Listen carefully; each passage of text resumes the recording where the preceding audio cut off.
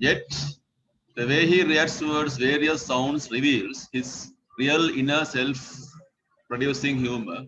Sabah inner self කියලා කිව්වේ අභ්‍යන්තර ස්වરૂපය අපිට ඉදිරිපත් කරනවා හාස්‍ය තුලින්. It is funny to see that tittle tattle he just laughs off becomes real at the end. හුිනා වෙන දේ සැබෑවක් වෙන අවසානයේදී. The poem begins focusing at him, how he quite easily refuses what they think about the house. They are quite certain that the house is haunted, but he laughs at them. He promptly presents, promptly කියන්නේ කෙටියෙන් කියන එක. Presents how he reacts. ඔය කෙටියෙන් ඉක්මනින් පවසනවා. ඔහුගේ ප්‍රතිචාරය. ඔහු එක මිත්‍යාවක් කියලා හිතන්න නේ. ටට් උපුටා ගැනීම කියවන්න පුතේ උපුටා ගැනීම ටිකක් තියෙනවා කියවමු.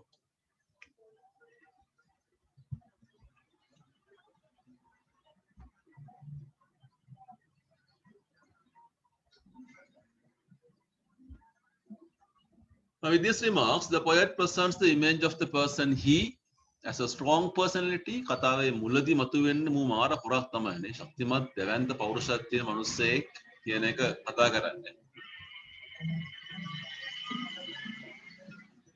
Who is very much pessimistic. Pessimistic කියන්නේ සුබවාදී කියන එක. සර්ව සුබවාදී pessimistic. Of the belief of pessimistic සර්ව අසුබවාදී කියන එක. අනිත් පැත්තට කතා කරන්නේ. Belief of existence of ghost.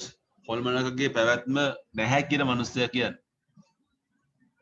එවැනි අදෘශ්‍යමාන බලවේග ගැන ඔහු විශ්වාස කරන්නේ නැහැ. අදෘශ්‍යමාන ජාත්‍යන්තර බලපෑම් හොඳේ. දේශපාලනඥයෝ කියන්නේ අපි ලංකාවේ. බටහිර අධිරාජ්‍යවාදී කුමන්ත්‍රණ. We often hear අපි නිතරම අහන දෙයක් and read about ghosts and some people even assume that they have encountered සමහර කට්ටිය හිතනවා assume කියලා කියන්නේ ඒගොල්ලෝ කියනවා හොල්මන් මුණ ගැහුණා කියලා ඒගොල්ලන්ට නේ.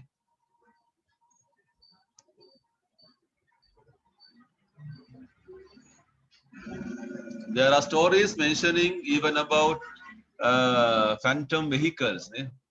හොල්මන් වෙච්ච නැව් හොල්මන් වාහන ගැන කතා තියෙනවා. ඔකල් බලලා සමහර හින්දි ෆිල්ම්ස් එකෙම ගිහින් තියෙනවා හොල්මන් වෙච්ච කාර් එහෙම තියෙනවනේ. Ghost stories are loved by most people because they always bring much curiosity and thrill. කුතුහලය ත්‍රාසය කියනවා curiosity and thrill. මේ කවියේ පවා කවියා ගන්නේ හොල්මනක් as a material. ඔන්න පොයින්ට් එකක්. මේ කවියේ material එක වස්තු බීජය නැත්නම් වස්තුව කියන එක අමුද්‍රව්‍ය කියන එක හොල්මන. ඕනෑම කවියක් නිර්මාණය වෙන්නේ කුමක් පදනම් කරගෙනද අන්න ඒක මැටීරියල් එක වෙනවා. So here the ghost is a material.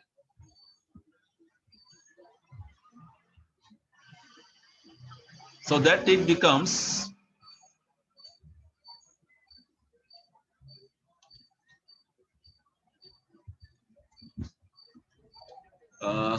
becomes more interesting here in the first stanza.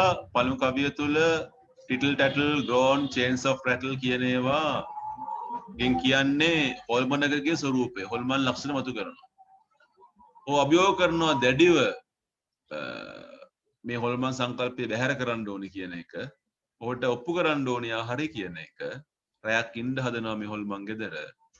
The whole episode is built up around this challenge. සමස්ත සිද්ධිදාමයම ජවනිකාවම හැදෙන්නේ මෙන්න මේ අභියෝගය පදනම් කරගෙන. ඔන්න ඒකත් පොල්ලොට හම්බෙච්ච අලුත් පොයින්ට් එකක් නේ. අපිට මාක් කරගන්න මොනවාරි හයිලයිට් කරගන්න නම් කරගන්න.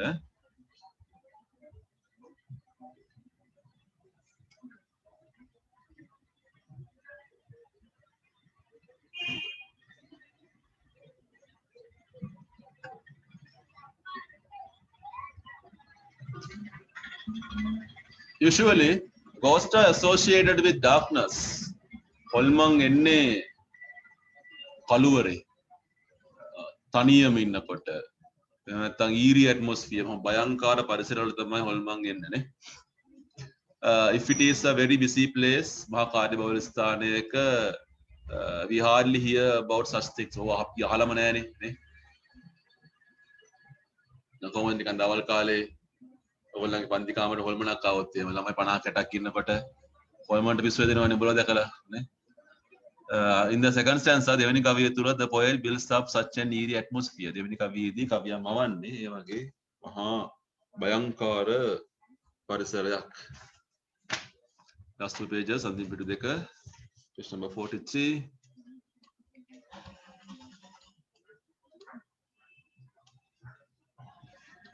Right. When it is pitch dark only the moon appears in the sorry උඩ ගෑලා තියෙනවනේ පුදුමක් කරක. They left him just as the dusk was falling with a hunchback moon and screech owls calling. When it is pitch dark, only the moon appears in the sky. Here, the metaphor, a hunchback moon, enlightens the atmosphere, which would have been positive for a ghost. හොල්මනකට ඉන්න සුදුසු පරිසරයක් කතුවරයා මවනවනේ. අර වගේ හඳක් බකමුණු කෑ ගහන වෙලාවට ඔන්න හොල්මන් එන්න පුළුවන් හොඳේ. Apart from that, the hooting of owls is also presented to make the situation more serious. පරබතල කරන බකමුණු හඬ දැන් නම් බකමුණු එච්චර ඇහෙන්නේ නැහැ රැට නේද? ඉස්සර නම් අපි පොඩි කාලේ බකමුණුන්ගේ හඬ හොඳට අපිට ඇහුණා. දැන් බකමුණියෝ නැහැ. ඉස්කෝලේ ගියා නම් බකමුණු හම්බ වෙනවා ගගා ඉන්නවා හැම අහන හැම පස්සෙටම. ඒ හැර රැට බකමුණු දකින්න හම්බෙන්නේ නැහැ.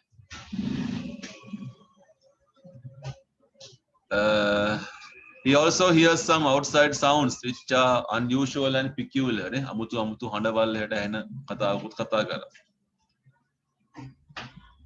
මේ උදාහරණ උපුටා ගැනීම ගන්න පුතේ ඔයගොල්ලෝ. It is quite interesting how the poet builds up the environment.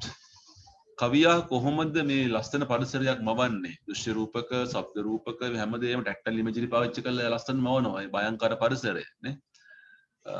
වටේම pitch dark කියන්නේ තිත්ත කළුවරයි, කට්ට කළුවරයි කියන එක. pitch dark, dim light, හඳේ Mandaram ආලෝකය තමයි තියෙන්නේ. බකමුණු කෑ ගහනවා. ඒක ඔඩිටර් ඉමේජ් එකක් කියලා මම කිව්වා. අපිටත් දැනෙනවා අපි අඩේ මේ වගේ පරිසරයකද ඉන්නේ කියන එක නේ.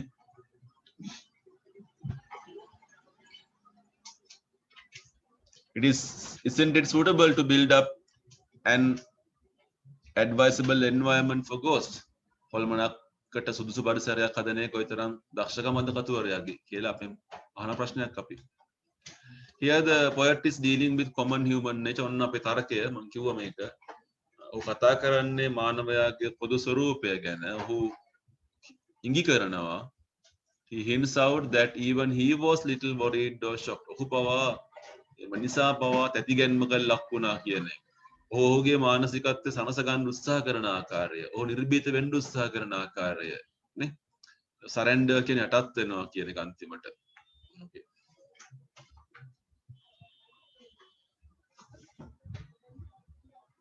එතකොට ආය අර කවිය වෙච්ච දේවල් කතා කරන්න මෙතන.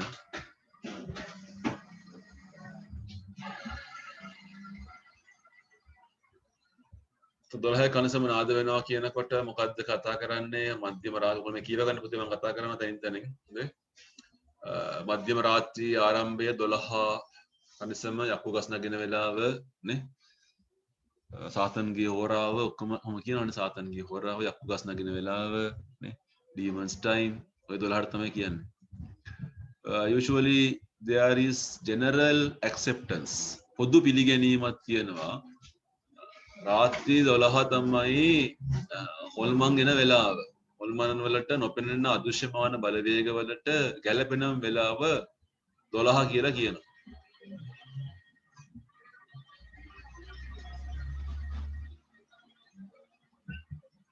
So they come out to the world and have their own domination. Domination කියන්නේ පාලන බලය කියන එක. ඒකාධිකාරී කියන එක. අධිකාරී බලය කියන එක. උන් ඇවිල්ලා අපිව රැට පාලනය කරනවා. හැටෙනවා ඔල්ම. රෑ 12ට වෙනවා. නත්තසිය එන්නේ රෑ 12ට නේද? නත්තසිය තොල්මනද දන්නේ නැහැ එතකොට නේ. Although there is no clock to see. දැන් ගැටලුව තියෙන්නේ 12 වදින එක නෙවෙයි ඔරලෝසුව පේන්නේ නැති එක. මේක ඔරලෝසුව හොයන ඔරලෝසුව හම්බෙන්නේ නැහැ නේ මිනිස්සයාට. he could feel that it is the crucial time. එතකොට තමයි තීරණය කරන්නේ අඩේ හැංගෙන්න වෙලාව එහෙනම් හරි කියලා නේ. අනතුරු දැනෙන වෙලාව යාට. එයා හිතනවා හොල්මන් ගැන එතකොට දැන් දැනෙන දේ හරිද කියලා හිතනවා එයා නේ. එයා precautions ගන්නවා. precautions කියන්නේ පෙර සූදානම්. දැන් දොර වහන්න ඕනි, දොර ලොක් කරන්න ඕනි නේ. තිරලෙදි ටික අරිලා කවර්ස් එක බහලා දාන්න ඕනි. හරියන්නේ නැහැ වැඩේ නැත්තම් කියලා precautions. එතකොට අපි එතන දකින්නේ ඔහු යටත් වුණා. ඔහු පෙරදුනා කියන එක දකින්නේ නේ. පුරුසාරම් කියන මිනිස්සයාට හැමදාම පුරුසාරම් කියාගෙන ඉන්න බෑ. ඔහුට පෙරදෙන අවස්ථාවක් එනවා. ඒක කෙටි කාලීනයි නේ. ඒ චැලෙන්ජ් එක හැමදාම දෙන්න බෑ.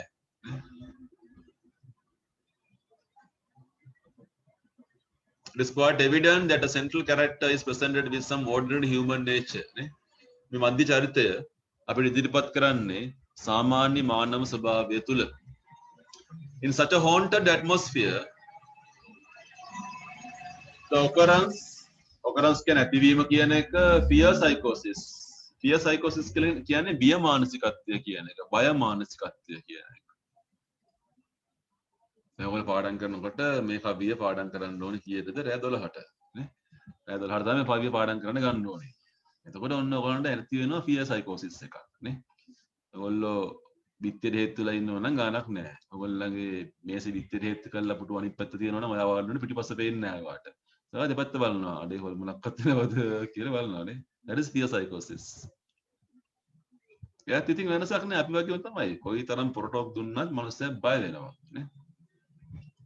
In the next two lines, the poet confirms the type of behavior නේ. ඔහුගේ හැසිරීමේ ස්වરૂපය කියන එක කවිය අපිට ස්ථිර කරලා මෙතන පෙන්නනවා.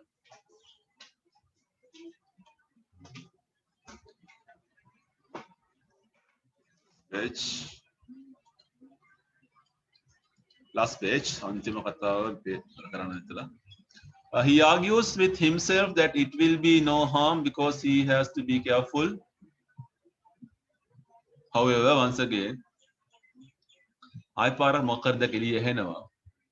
But he is not ready, or rather he hesitates to admit that it could be a ghost. හොල්මනක් කියලා පිළිගන්නේ නැහනේ. ඉතින් so the poet takes the two other persons just for his consolation නේ. consolation කියන්නේ සැනසීම කියන එක නේ. ඕ සනසනවා. කවුරුට ඇති එළියේ කියලා එයා සැනසෙන්න එයාගේ බය නැති කරගන්න විදිය.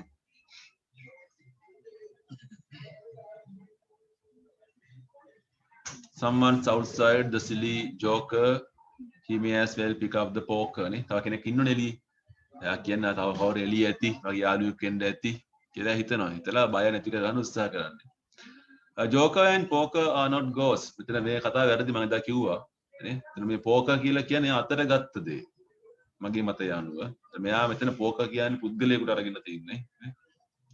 They are only his imaginations. In the next few lines, the poet precisely describes ඔහුම නිවැරදිව පැහැදිලි කරනවා මේ සිදුවීමේ බරපතලකරණය කියන එක. verse වෙනවා. තත්ත්වය බරපතල වෙනවා. ඔඩ ඇහෙනකොට එළියේ ශබ්ද දිගින් දිගටම ඔය හිතනවා ගේ ඇතුලේ ඉන්න එක බයයි. එළියට යන්නත් බෑනේ. ගියොත් නෝන්ඩියනේ. ආවා කියලා. ඒකට යටත් වෙන්නත් කැමති නෑ මිනිහා. හැංගිලා තමන්ගේ බය මගහරව ගන්න උත්සාහ කරන්නේ. That noise again, he checks the doors, shutters the windows like that. Now he is really scared. Now he knows that even the doors and windows are locked. He is not safe inside. The ultimate solution, අවසාන පිළිතුර, ultimate කියන්නේ අන්තිමට කරන්න පුළුවන් දේ. මොකද?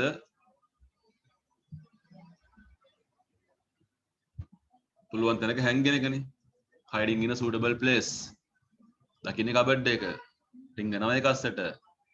අවසාන වචනය quite critical, බොහෝ විචාරශීලී, වැදගත් critical කියලා කියන්නේ. දැන් ඉතින් බය වෙන්න දෙයක් නැහැනේ කියලා කියන්නේ. හැංගුණාම හරි කියනනේ. ඒතකොට පුරසාරම් කියන මිනිස්සයා හැමතිස්සෙම හැංගෙන්න උත්සාහ කරන සමාජයේ නේ.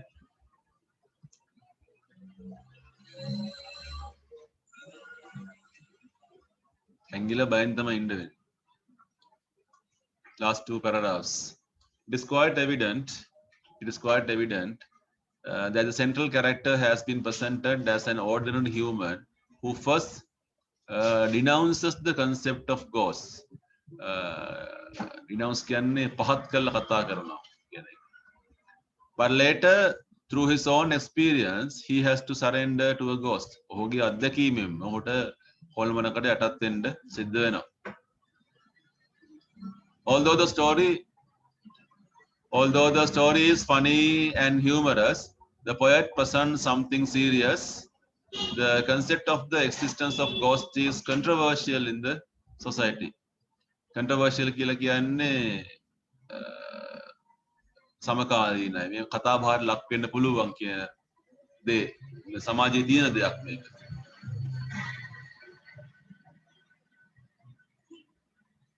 සමහර කට්ටිය ඕක කියනවා සමහර කට්ටිය නෑ කියනවා වෙන්න බෑ. ඔන්න ඔය වගේ ආගියුමන්ට් එකක් මෙතන අපි දකිනවා. Most people argue that ghosts are unnatural, therefore in a realistic world ghosts have nowhere. යථාර්ථවාදී ලෝකයේ තුල අපි හොල්මන් දකින්නේ නැහැ. The poet in his poem මේ කවිය තුල ඔහු මේක ගනුදෙනු කරන්න ටිකක් complicated matter එකක් නේ. බොහොම ගැඹුරු කතාවක් අපිට ගේන්න උත්සාහ කරනවා. පුරසාරං කතා කියන්නේ පදිතක්සේරු කරන්න එපා කියන කතාව. However, the narrative style, the language, මේක කතනේ ඉදිරිපත් කළ තියෙන රටාව, ඔහුගේ භාෂාව විශේෂයෙන්ම humor කියන එක ප්‍රොමෝට් කරනවා poetic value එක. poetic value කියලා කියන්නේ කවියේ තියෙන වටිනාකම, කාව්‍යමය වටිනාකම කියන එක ප්‍රවර්ධනය කරන්න ඔහු භාවිතා කරන්නේ හාස්‍ය කියන ලක්ෂණය. හාස්‍ය කියන ගුණාංගය නේ. ඒ තුලින් ඔහු ලස්සන කවියක් හදනවා. right. දැන් ගන්න කොලයක් උත්තරයක් ලියගන්න යන්නේ අපි. කොලයක උත්තර ලියන්න පුළුවන් හොඳයි අර එක්සෑම් පේපර්ස් වල. ඒකට අපි දන්නවා කොච්චරද ලියන්න කියලා නැත්නම් පොතේ හරි ලියමු.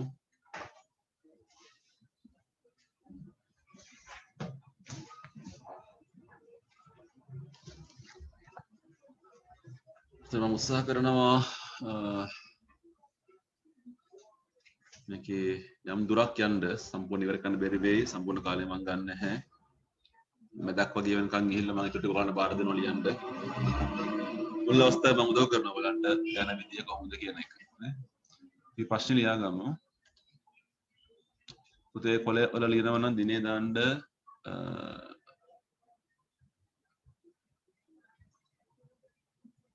නම ලියන්න කොලවල.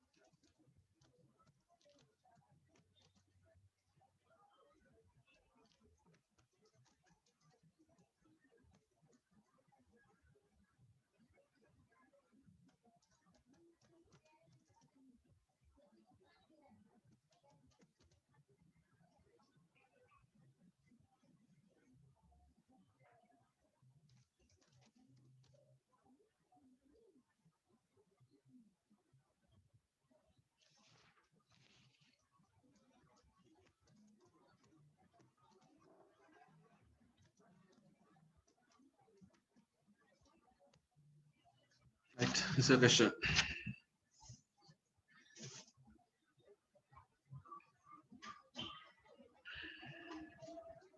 The poem Two's Company, what invert commas daganda wallo.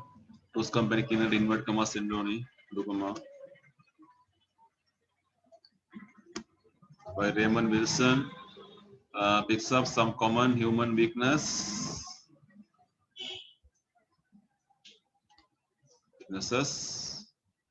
Ignaces කියලා දාගන්න using a humorous poetic style.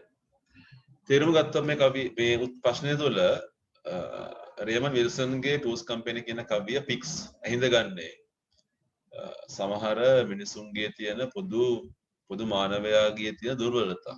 ඒතරන එක පාර්ට් එකක් අපි කතා කරන්නේ අපේ උත්තරය තුළ මේ කවියේ පෙන්නන පොදු දුර්වලතාවක මිනිහාගේ දුර්වලතාවය මොකක්ද කියන එක පෙන්නනවා. ඒක ගැන කතා කරන්න ඕන. ඒක හියුමරස් පොයටික් ස්ටයිල් එකක්. හාස්‍යමය කාව්‍යමය රටාවක් තුළ තමයි කවිය ලියන්නේ. ඒතකොට උත්තරය තුළ පෙන්වන්න ඕනි මේකේ හාස්‍ය මතු කරන්න කවියා ගත්ත උත්සාහය මොකක්ද කියන එක. කියලා තමයි අපි කමෙන්ට් එකක් කරන්න යන්නේ. පටන් ගමු. විනාඩි 15ක් 20ක් විතර මේ වැඩේ කරමු. කරලා අපි ඊළඟ වැඩේට යන්න අපේ.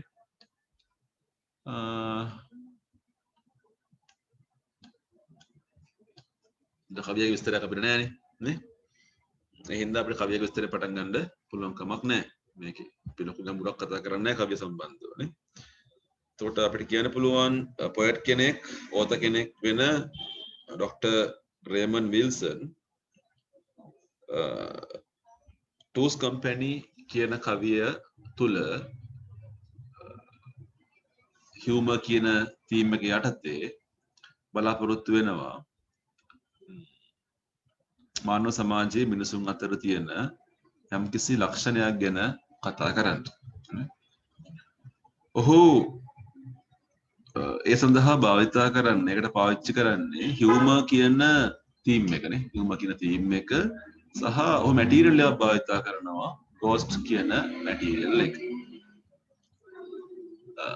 කවිය ඉදිරිපත් කරනකොට කවියා උත්සාහ කරනවා හියුමරස් නේචර් එකකින් මේ හියුමන් වීක්නස් එක පෙන්වන්න. කියලා අන්න ඒ වගේ හැඳින්වීමක් අපි ගමු. right. විනාඩි 3ක් විතර දෙන්නම්. ඔයගොල්ලෝ ස්කෙච් කරගන්න පුළුවන් එකට. සංකීර්ණ වාක්‍ය වලට යන්න බාන්න සරල වාක්‍ය ලියන්න එපා. දිගු වාක්‍ය 2-3කින් පළවෙනි කොටස ඉවර වෙන්න ඕනේ.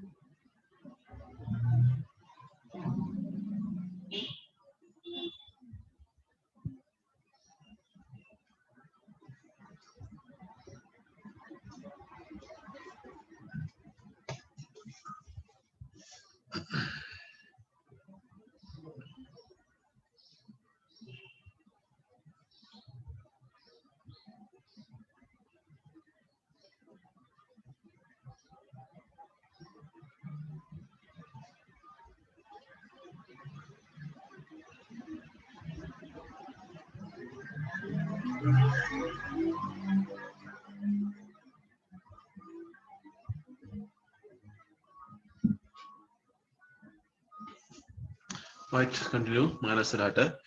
ඒතර ඔය first paragraph එකෙන් අපි කතා කරේ. අපි යන් දෙවෙනි ඡේදෙට. දෙවෙනි ඡේදයේ ආරම්භය තුළ ඔයගොල්ලෝ කතා කරන්න Gothic literature කියන එක. Gothic literature කියන්නේ හොල්මන් සාහිත්‍යය කියන එක. නේ? ලෝකේ පුරා විහිදියගේ හොල්මන් සාහිත්‍යය තුළ මිනිස්සු මේ හොල්මන් චරිත අපිට කතා කරනවා නේ. ඒතර හොල්මනක් කියන සංකල්පය මතුවෙන්නේ සමාජයෙන් තමයි මතුවලා තියෙන්නේ. මිනිස්සු තමයි කියන්නේ හොල්මන් දැක්කා කියලා. ඒ දැකපු හොල්මන් ගැන තමයි සාහිත්‍යයේදී කතා කරන්නේ නේ. දැන් මේක අපි හැමෝම පොදුවේ කතා කරන ටේල් එකක්. මේ චරිත මේවා හොල්මන් කියන දේවල්. ඕනම සාහිත්‍යයක මේක දකින්න පුළුවන් නේ. හැබැයි මිනිස්සු හරි ආසයි මේක ත්‍රිලිං හොල්මන් කතා එක්සයිටිං. ඒතර කවියා භාවිතා කරන්නේ මේ අර මිනිස්සු ත්‍රිලිං වෙච්ච එක්සයිටඩ් වෙච්ච කැරක්ටර් එක තමයි පාවිච්චි කරන්නේ ඔහුගේ මේ කවිය ඉස්සරහට ගෙනියන්නේ නේ. එතකොට ඒ කවිය ඉස්සරහට යනකොට ඔහු පැරඩොක්ස් කැරක්ටර්ස් දෙකක් ඝට්ටනයකට ලක් කරනවා. දැන් අපි කතා කරා මේ හැමදේම ටියුට් එකේදී පැරඩොක්ස් කියන්නේ පරස්පර කියන එක මම කිව්වා එක පැත්තකින් මානවයෙක් ඉන්න මිනිහෙක් ඉන්නවා.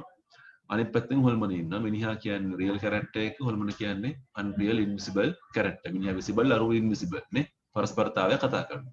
මෙන්න මේ චරිත දෙක පාවිච්චි කරලා තමයි කවියා ඔහුගේ නිර්මාණ ඉස්සරහට ගෙනියන්නේ ඔහුගේ අරමුණු කරා ගෙනියන්නේ කියලා දෙවෙනි ඡේදයට ආරම්භය ගන්න පුළුවන් අපිට.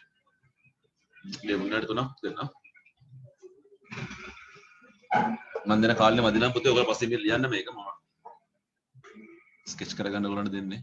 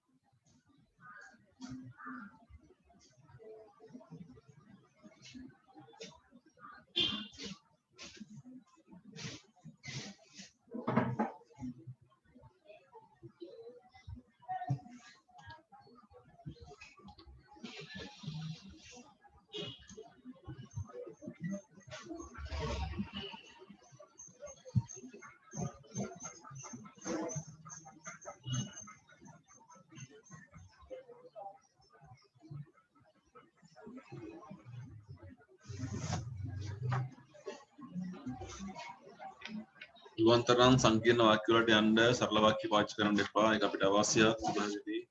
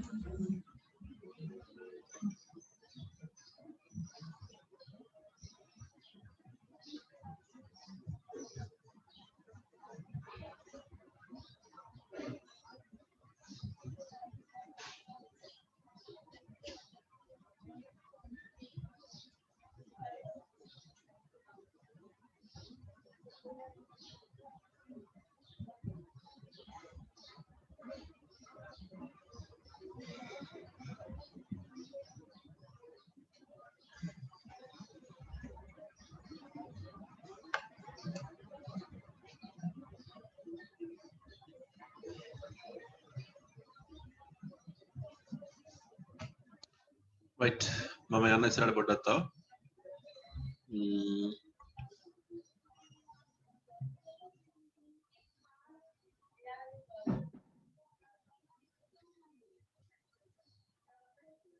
right කතා ගන්න පුතේ now we are in the second paragraph in the second paragraph we had the introduction අපිට හැඳින්වීම කියන එක ලැබුණා මේක මොකද්ද කියන එක අපි ලිව්වා ඒක ඊට පස්සේ ඔයගොල්ලන්ට උපච්ඡේදයට යන්න පුළුවන් උපච්ඡේදයක් කියන්නේ තනිකර පේලියක් යවන්න නැතුව ඊළඟ පේලියෙන් පටන් ගන්නවා අපි sub paragraph කරනවා අපි මෙන්න මෙහෙම ඒ sub paragraph එක හදාගන්න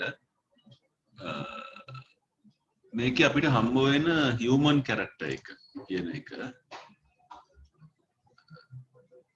සාමාන්‍ය මිනිස්සෙක් ordinary character එකක් මෙයා හැබැයි එයා boastful නේ අර පුරසාරම් කියන overestimated කරන චරිතයක් කියන එක මුලදිම කවියා අපිට කියන්නේ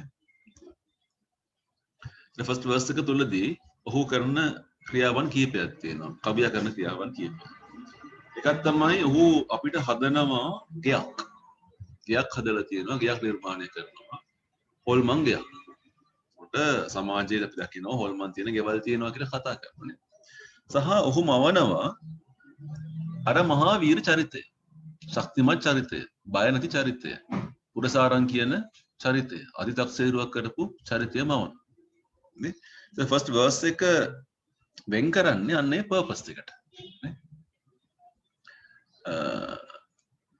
ඔයගොල්ලෝ කතා කරලා පුළුවන් නේ ටෙක්නික් පැත්ත කතා කරන්න අනිවාර්යෙන් ටෙක්නික් පැත්ත කතා කරලා පොඩ්ඩක් හරි ටෙක්නික් පැත්ත ඔයගොල්ලෝ ටච් කරන්න ඕනේ පළවෙනි verse එකේ තියෙන නේ මේගොල්ලෝ මේකේතර haunted කියලා කියනවා නේ ඒතර සමහර ඒවා උපුටා ගන්න වෙනවා ඔයගොල්ලන්ට දැන් උපුටා ගන්න එකක් බලන්නකෝ ඔය ටට් කියන එක නේ I have never heard such little tattle අනේ ඒවා ගන්න පුළුවන් උපුටා ගැනීම වශයෙන් ඒවා අපි ගන්නේ අර යකාගේ පොරටෝක් එක පෙන්වන්න බය නැතිකම පෙන්වන්න නේ දැන් හොල්මන් ගැන මවන රූපයක් එක එක ආකාර හොල්මන් ඉන්නවා ගොරවන හොල්මන් ඉන්නවා චේන් ඇදන් යන හොල්මන් ඉන්නවා එවුන් ඇවිල්ලා චේන් එක බෙල්ලේ වටේ දාලා අපිව මරනවා ඒ වගේ හොල්මන් තමයි මෙතන ඉන්නේ නේ ඒ වගේම ආ මිනිස්සයා කියන කතා කරනකොට කියන මම ඔප්පු කරන්න මට පුළුවන් ඔප්පු කරන්න කියලා ඒ මිනිස්සයා ඉල්ලීමක් කරනවා ඒ මිනිස්සයා මොකද කියන්නේ මම ලැහැත්ති එක රයක් මේ ගෙදර ගත කරන්න තනියම මට ඒක ඔප්පු කරන්න පුළුවන් හොල්මන් නැහැ කියලා කියනවා නේ එතන ඔන්න ඔය කතා බහ ඔයගොල්ලෝ කරන්න ඕනි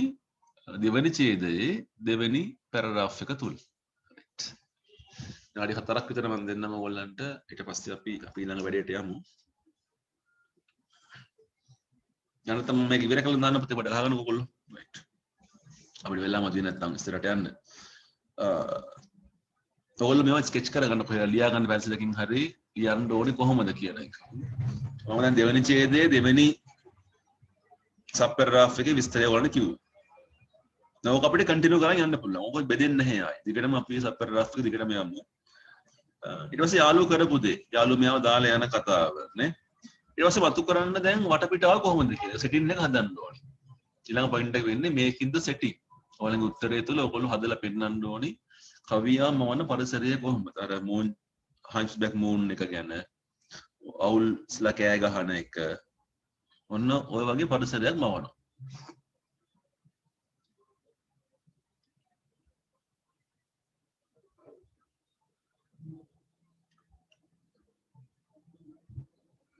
ඊට පස්සේ පටන් ගන්නවා යම් සිදුවීම් වෙන්න events පටන් ගන්න එක step by step certain events are happening ඉස්සෙල්ලාම වෙන්නේ මොකද්ද යාට සද්දයක් ඇහෙන එක chain සද්දයක් යාට ඇහෙනවා එළිය කෙනෙක් කෑ ගහන හඬක් යාට ඇහෙනවා ඔන්න events පටන් ගන්නවා ඒතර එකෙන් බලාපොරොත්තු වෙන්නේ ඔන්න මෙයාගේ තියෙන මානසක් පෙන්වන්න කොහොමද කියලා පෙන්වන්නේ අපි උත්සාහ කරන්න ඕනි අරතරම් නිර්භීත මනුස්සය අවසානයේ කබඩයක් අස්සේ හැංගෙන තත්ත්වෙටම ගියා.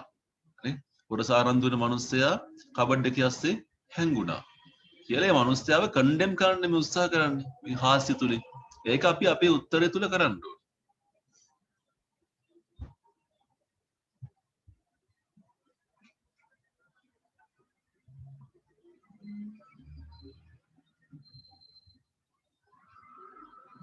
එතකොට පළවෙනි කවිය තුලදී අපි කිසිම අවස්ථාවක දැක්කේ නැහැ හියුමර් එකක්. එතන හාස්‍ය කියන එක මහා පරිමාණයෙන් මතු කරේ නැහැ. ඊළඟ කෑල්ලේදී අර භයංකර පරිසරයක් නමවන්නේ. මේ හඳ මෙහෙමයි අවුල්ලස් කෑ ගහනවා කෙනෙක් එළී යනවා කවුද මෙයා බය කරනවා අපි. ඒක හියුමර් එකක් නැහැ. හැබැයි හියුමර් පටන් ගන්නේ ඊළඟට. මේ යකා බය වෙන බය විදිහට. ඔන්න ඒ අවස්ථාවේදී ටිකෙන් ටික කවියා හියුමර් කියන එක මතු කරනවා. හියුමර් එක මතු කරලා මේකාගේ මෙන්ටල් කන්ඩිෂන් එක පෙන්වන්න උත්සාහ කරනවා කවිය අවසාන වෙනකම්. දිගින් දිගට. ඔයගොල්ලන්ට ඒක දිගින් දිගටම පැහැදිලි කර කර උපුටා ගැනීම අරගෙන කතාව කියන්න පුළුවන්.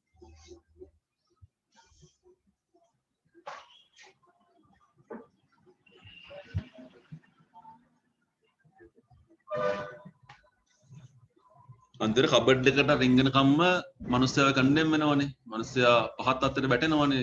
බය වෙනවනේ මිනිස්සයා. එතෙන්ටම ගෙනියන්නේ. නේ? ගෙනලා අවසානයේ කතා කරන්න පුළුවන් මේකේ හියුමරස්ම අවස්ථාව ක්ලයිමැක්ස් එක මොකද්ද? දෙන්න මුණ ගැහෙන අවස්ථාව. මාතෘකාව වෙන්නේ එතනනේ එන්කවුන්ටර් එක. නේ? රියල් එන්කවුන්ටර් එක එතනනේ තියෙන්නේ. නේ? සැබෑ මුණ ගැසීම කියන එක. කොළමන මුණ ගැහුණා. කියලා අපිට ඒ දෙවෙනි ලොකු ඡේදය අවසානයක් කරන්න පුළුවන්. එතකොට තුන්වෙනි පැරග්‍රාෆ් එක තමයි අපේ කන්ක්ලූෂන් එක කියන එක නිගමනය කියන එක. මේ කවිය තුල මොකද්ද දැක්කේ? කොළමනක් සහ මිනිසෙකුගේ මුණ ගැසීම. ඒ තුලින් කවිය උත්සාහ කරන්නේ මානවයෙක්ගේ තියෙන පුරුසාරම් කියන මනුස්සයර මොකක්ද අන්තිමට උනේ. ඒක හොඳ දෙයක් නෙවෙයි. පුරුසාරම් කීම අත්‍යක්ෂිරිය කතා කිරීම හොඳ ගුණාංගයක් නෙවෙයි කියන එක ඔප්පු කරලා පෙන්වන්න කවිය උත්සාහ කරා. මම හිතන්නේ ඒක සාර්ථකයි කියලා අපිට කතා කරන්න පුළුවන්. හියුමරස් ඉෆෙක්ට් එකක් තුලින් අපිට hina වෙවි අපියම දුර්වලතාව ගැන හිතන්න අවස්ථාවක් කවිය අපිට